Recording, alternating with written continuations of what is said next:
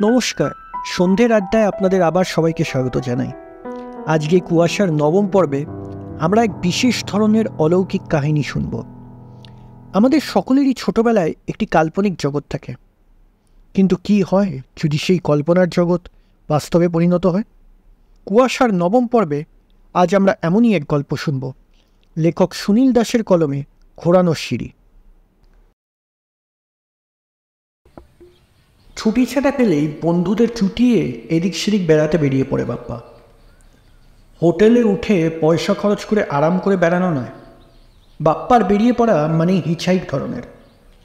কলেজের প্রথম বছর থেকেই ওর মেজাজের কিছু বন্ধুবান্ধবও জুটেছে।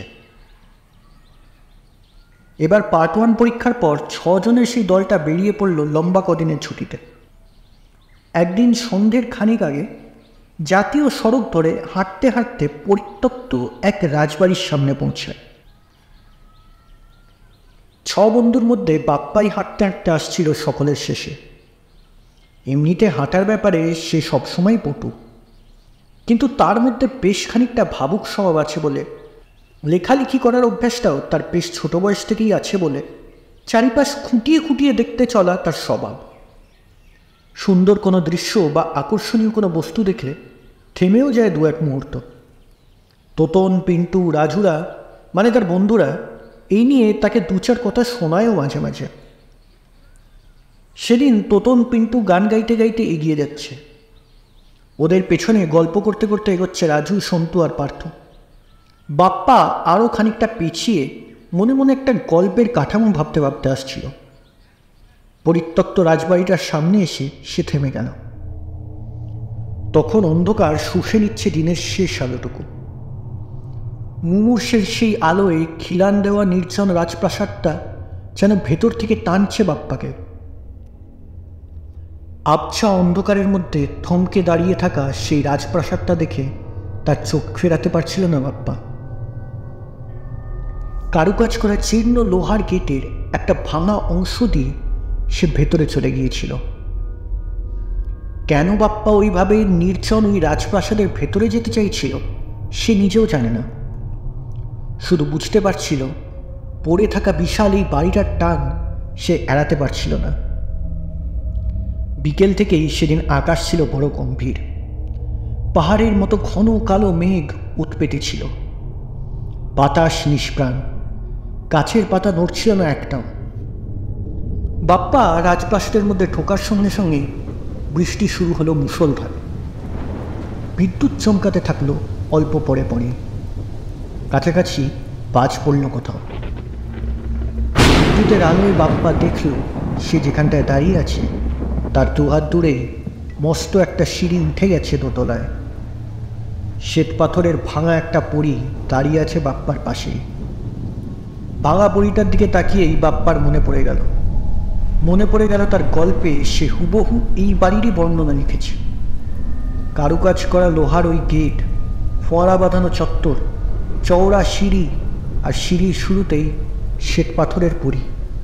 আশ্চর্য, কল্পনার সেই রাজপ্রাসাদ এভাবে কখনো সত্যি হয়ে চোখের সামনে এসে দাঁড়ায়। শুধু প্রাসাদই নয়, দোতলার কোনো একটা ঘরের ভেতর থেকে ভেসে আসা মিষ্টি ধ্রুপদী গানের সুরটাও তো তার গল্পের থেকেই উঠে আসছে। সেই প্রবল বর্ষণে রাজপ্রাসাদ থেকে বেরোনোর উপায় নেই। বেরিয়ে যাওয়ার কথা বাপ্পা মনে হয়নি তাকে দেখতে না পেয়ে তোতন, পিন্টুরা তখন কি করছে। সে শুধু কি এক টানে সামনের সিঁড়ি দিয়ে ওপরে উঠতে শুরু করে। ভেসে আসা সুরটা তাকে ক্রমশ বেশি করে টানছে। দোতলায় উঠে আসা মাত্রই মস্ত বড় একটা প্যাঁচা এদিক থেকে ওদিকে টানা ঝাপটে উড়ে গেল। আর একই সঙ্গে খুব কাছ থেকে ভেসে আসে বিশ্রী একটা গোঙানির শব্দ, যা শুনে বাপ্পার বুকের ভেতরটা কেঁপে উঠল। কয়েক পা এগিয়ে গিয়ে দেখতে চাইল কোথা থেকে আসছে শব্দটা। অন্ধকারে কোনো কিছুই দেখতে পেল না, শুধু আচমকা রক্তহীন করা একটা খ্যানখ্যানে গলার হাসিতে তার বুকের ভেতরটা কেঁপে উঠল। দোতলার থেকে ছুটে নেমে যাওয়ার জন্য সে সিঁড়ির দিকে এগিয়ে গেল। আর একটা মুহূর্ত এ বাড়ির মধ্যে নয়। বেশিক্ষণ এখানে থাকলে মৃত্যু সুনিশ্চিত। কিন্তু সিঁড়ির মুখে ফিরে এসেই সে আটকে ওঠে। ঠিক সিঁড়ির মাথাতে প্রকাণ্ড একটা কালো কুচকুচে কুকুর গর্জন করছে। অন্ধকারে কুকুরটার দুটো হিংস্র চোখ চলছে। যে কোনো মুহূর্তে কুকুরটা তার ওপর ঝাঁপিয়ে পড়তে পারে, টুটি ছিঁড়ে দিতে পারে। বাপ্পা কুকুরটার হিংস্র চোখের দিকে তাকিয়ে এক পা করে পিছু হাঁটতে শুরু করে দিল। আর প্রকাণ্ড সেই কুকুরটাও গর্জন করতে করতে এগোতে থাকলো বাপ্পার দিকে। অন্ধকারে পরিত্যক্ত এই রাজপ্রাসাদের কোথায় ছুটে পালাবে সে? বাপ্পা দিশেহারা হয়ে ভেতর দিকে ছুটে গেল। চলন্ত হিংস্র সেই চোখ দুটো আর এগুলো না। সিঁড়ির মুখটার কাছে দাঁড়িয়ে থাকলো। ওখান দিয়ে বাপ্পার নেমে যাওয়ার রাস্তা বন্ধ। আর কোনো সিঁড়ি আছে যেখান দিয়ে এই মৃত্যুপুরী থেকে বেরিয়ে যেতে পারে?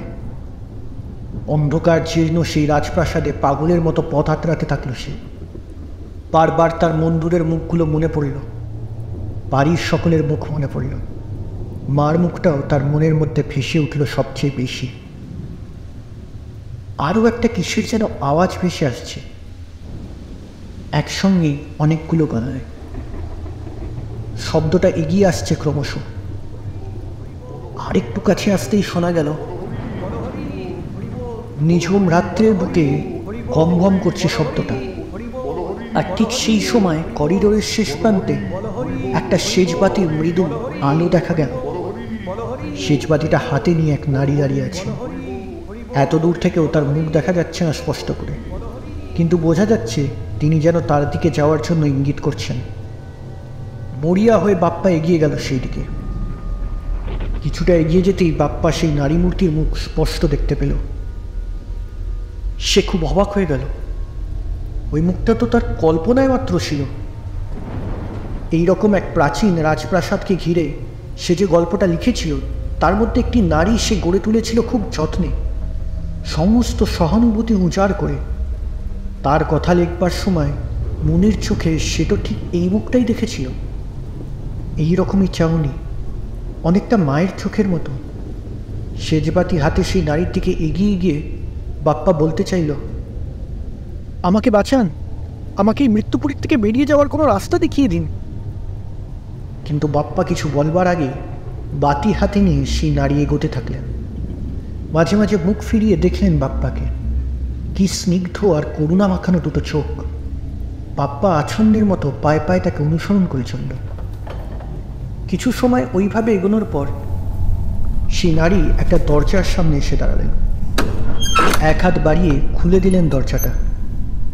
বাপ্পা দেখল সেই দরজার নিচে থেকে ঘোরানো লোহার সেই নেমে গেছে।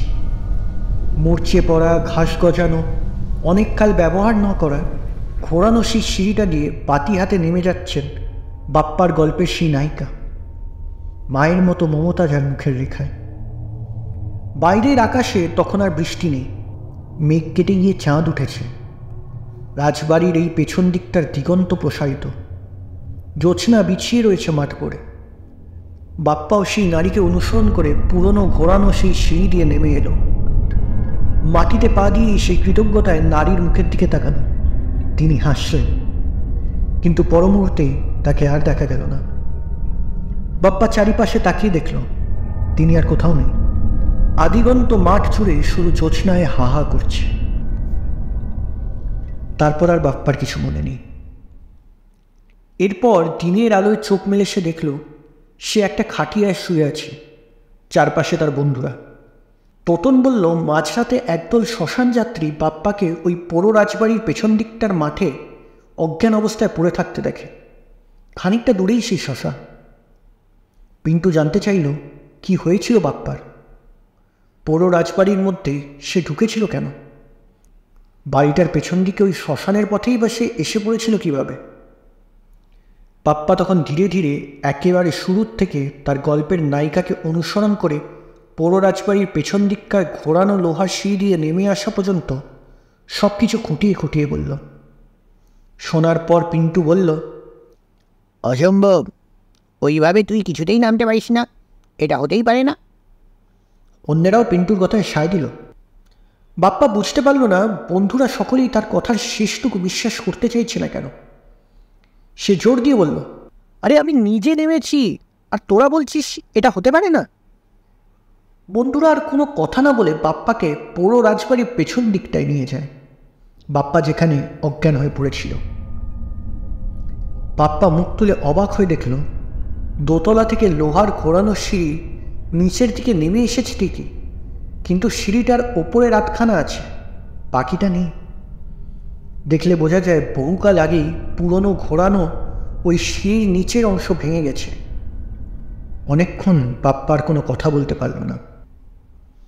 শেষ হলো আজকের গল্প। আপনাদের গল্পটা কেমন লাগলো সেটা অবশ্যই লিখে জানাবেন। গল্পটি ভালো লাগলে লাইক করবেন, চ্যানেলে নতুন হলে সাবস্ক্রাইব করবেন। ধন্যবাদ।